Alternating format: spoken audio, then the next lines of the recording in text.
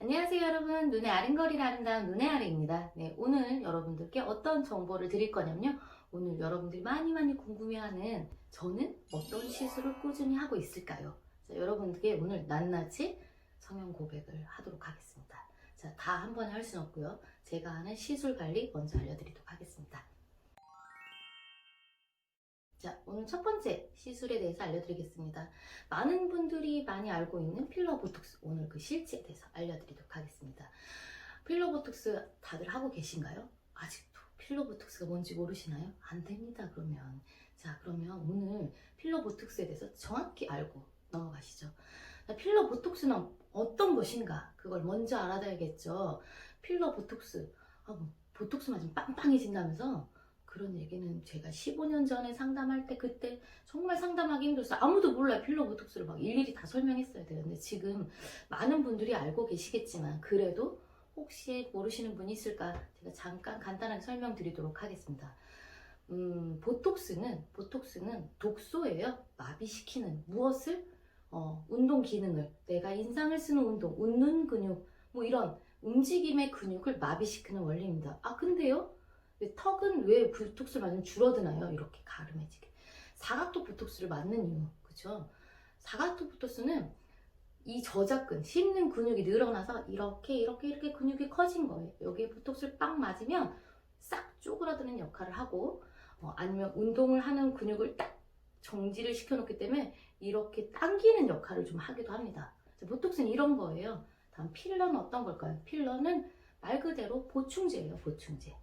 필러는 채우다라는 그런 얘기거든요. 그래서 필러라는 건 채워지는 효과를 주는 무언가를 넣어서 채워지는 거죠. 무엇인가요? 필러는 여러 가지 성분이 있어요. 근데 요새는 대부분이 안전한 제품을 많이 선호하죠. 그래서 히알루론산을 씁니다. 주 재료가. 히알루론산은 물 성분이에요. 말 그대로 피부에 해롭진 않아요. 자, 그리고 우리가 물광주사 막 한참 열광했었죠. 물광주사가 같은 성분이에요. 다만 조금 묽게 희석해서 얼굴 전체에 편하게 놓는 게 물광주사고, 덩어리 용매제 그대로 넣는 게 필러랍니다. 필러와 보톡스. 자, 그러면 부작용은 무엇이 있을까요? 자, 부작용에 대해서 잠시 설명하겠습니다. 자, 필러는 크게 부작용은 없어요. 왜냐면 히알루론산으로 맞았을 때요, 히알루론산의 성분은 제거되는 용매제가 있어요. 그래서 마음에 들지 않았을 때는 주사를 맞으면 바로 다 녹아 없어집니다. 그래서 인체에 남아있지 않아요. 여러분 걱정하실 필요 없어요. 다만 시술을 잘못해서 부작용이 있을 수 있겠죠. 어떻게? 너무 과하게 넣거나 너무 빠르게 넣었을 때. 과하게 넣으면 어떻게 되냐면 피부의 조직이, 우리가 필러를 넣을 때 이렇게 막, 예전에는 막 이렇게 박리를 해서 공간을 막 뜯어서 막 넣긴 했는데, 그러다 보면 위치에 남아있지 않고 흘러내리는 경우도 좀 있어요. 살짝 위치가 바뀌는, 막 이렇게 흘러내리지는 않고요. 다만 요새는 조직을 이렇게 박리를 하지 않고 바로 주사를 넣어서 그 부분을 채우는 경우가 더 많거든요. 피부 안에 구멍이 송송송송 조직이 늘어나 있는 부분을 채워준다고 생각하면 돼요. 그 부분을 채우는데 너무 과하게 넣는 거예요. 막 필러가 막 비치게, 막 피부색 같지 않고 막 뭔가가 들어가 있는 티가 나. 그렇게 되면 뭐 재수가 없으면 괴사가 되기도 하지만, 문제는 피부 조직이 빵빵하게 늘어나 있는다는 거죠. 빵빵하게 늘어나 있으면 계속 그렇게 빵빵하게 채워줘야 돼요. 그래서 그렇지 않는 경우, 웬만한 요새는 다 필러 보톡스 다 잘하세요, 원장님들. 또 하나, 보톡스의 부작용은, 보톡스는 잘못된 부위를 넣었을 때, 예를 들면 뭐 눈가를 맞는데 너무 이렇게 눈밑이나 너무 과하게 놨을 때 움직이지 않는다든가, 뭐 부작용은 아니에요. 미간을 놨을 때 뭐 눈썹이 올라간다든가, 그럼 조절을 하면 되는 거고, 뭐 근육이 아닌 다른 부위에 나서, 예전에 뭐 실명난 그런 경우도 있지만, 정말 제가 십몇 년 동안 병원에 있고 지금까지도 주변에 그런 사례는 없어요. 아마 한 번쯤 대한민국에 한 명쯤 있었겠죠. 그렇게 무지하게 잘못 놓는 경우는 거의 없어요. 그렇고, 보톡스는 시간이 지나면 원상복귀 되는 원리랍니다. 그래서 크게 문제가 됐어도, 예전에 정말 입꼬리 보톡스 잘못 맞아서 이렇게 입이 안 움직여서 질질질질 물을 흘려서 먹는 경우도 제 주변 있었답니다. 우리 직원이 그 마루타로 맞고 나서. 그치만 어떻게 돼요? 뭐 흘렀지만 시간이 지나면 원상복귀가 되니까 뭐 크게 아주 큰 위험적인 수술 같은 부작용은 없습니다. 그러면 필러, 보톡스 어디부터 맞아야 될까요? 뭐 맞아야 될 부분 되게 많아요. 지금까지 아무것도 안 했다면 아마 병원에 가는 순간 실장이 눈이 반짝반짝거리겠죠. 병원 상담실장이 여기도 해야 되고 저기도 해야 되고 다 할 수는 없잖아요. 그쵸? 그래서 반드시 요것만은 했으면 좋겠다고 제가 추천하는 부위는 그 미간이랑 팔자예요. 미간이랑 팔자. 가장 나이가 들어 보이는 부위거든요. 그래서 미간은 인상을 쓰기 때문에 생기는 거예요. 안 좋은 습관이죠. 인상 써서 예쁜 사람은 없잖아요.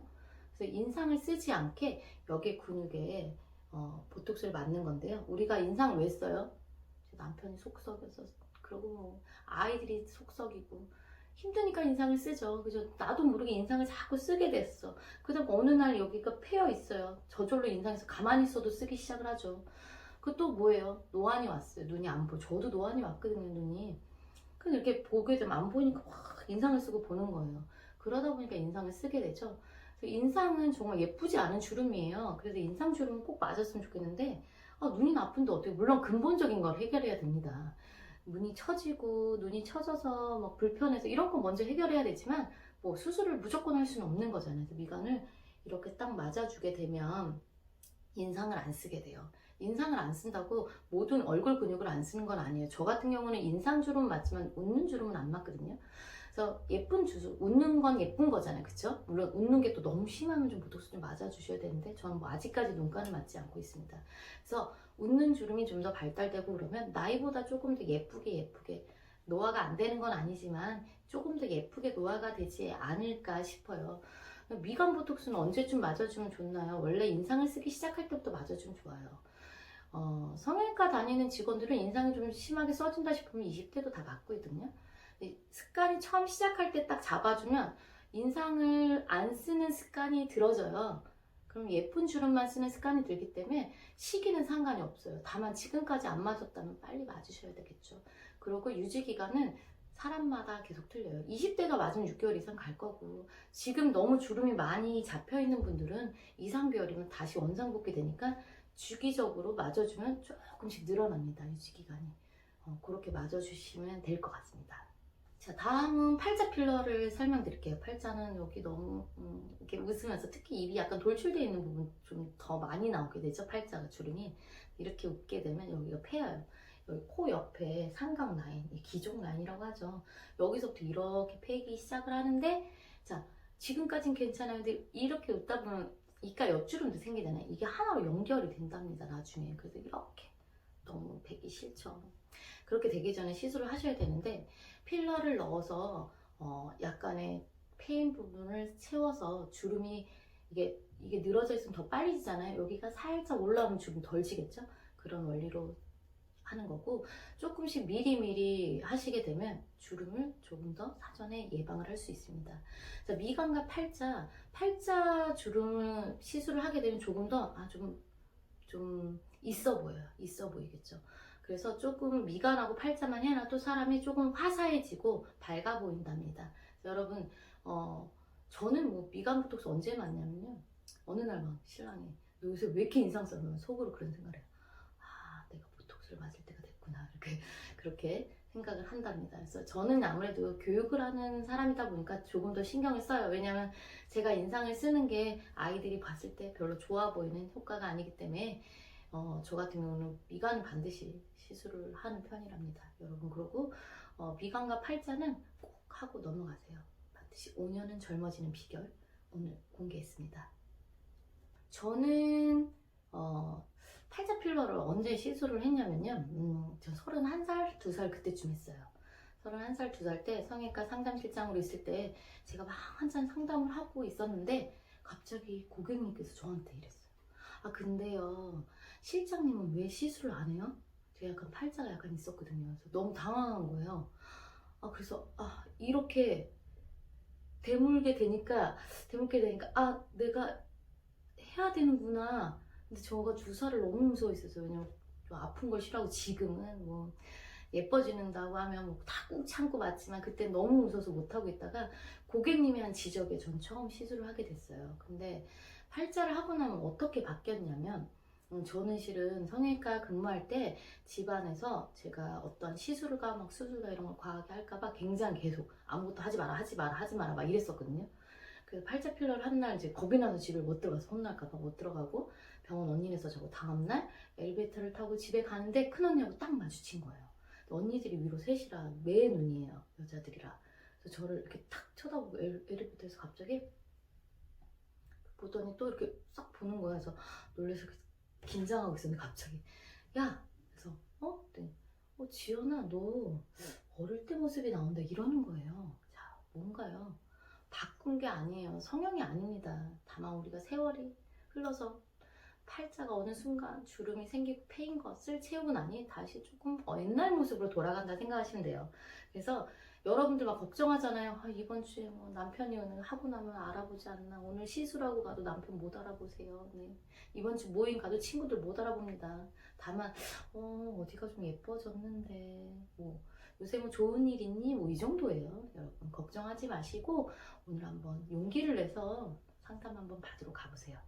만약에 제가 팔자와 미간이 주름이 있다면 어떤 모습일까요? 자, 오늘 재미나게 한번 분장을 한번 해봤어요. 짠! 자, 여러분 어떤가요? 너무 좀 분장이 가하긴 한데 자, 미간과 팔자만 있어도 얼굴은 하나도 예쁘지 않아요. 그래서 이런 모습이랍니다. 제가 만약에 시술을 안 하고 지금까지 있었다면 팔자도 많이 패였고 미간 주름도 많이 생겼었겠죠? 어떤가요? 좀 별로죠. 그래서 팔자 필러와 미간 보톡스는 여자들을 시술로 인해서 많이 아름다워지게 합니다. 여러분들 잊지 마시고 요 정도는 하고 넘어갑시다.